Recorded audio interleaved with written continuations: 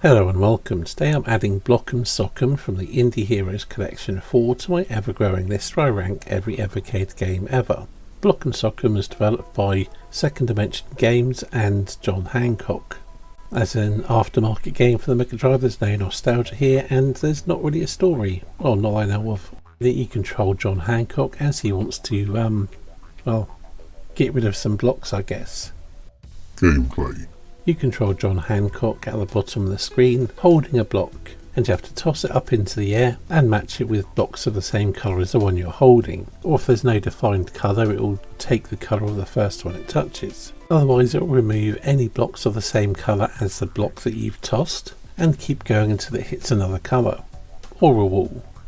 In each level you have a limited number of tosses, and a certain number of blocks that you have to clear to beat the level. There are, I think, 25 levels which increase in difficulty, although it never gets overly difficult, meaning it's quite accessible, but also means it never gets that interesting. Controls are very simple and they're responsive enough. I suppose the controls are ideal for the type of gameplay. Graphics. The graphics are clean and functional. Everything's brightly coloured, pretty easy to read. There's no complications or overly detailed graphics obscuring what you've got to do or what's going on. The John Hancock sprite is actually quite well done, but it doesn't show off the power of the Mega Drive or look particularly good for a Mega Drive game. But it's not ugly either. Sound and music.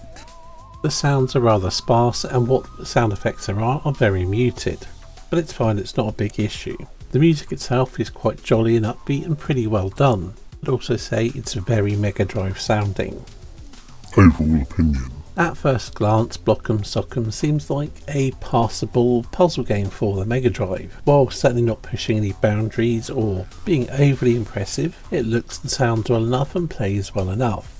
But after a few minutes of playing it, the chances are you'll encounter a bit of a bug, perhaps with blocks just flying across the screen endlessly. It generally feels a little bit janky, and the more you play it, and when you finish it, because that won't take you that long, well, it all feels a bit undercooked.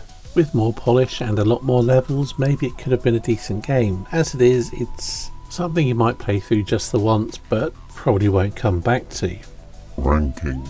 Placing Block'em Sock'em on my ever-growing list where I rank every Evercade game ever, I've elected to put it above the Movie Monster game, but below Night Driver for the 2600, placing it at 436 out of 492 games that I've ranked so far. Anyway, I think that's enough for this video, so thank you for watching, and I'll see you on the next one.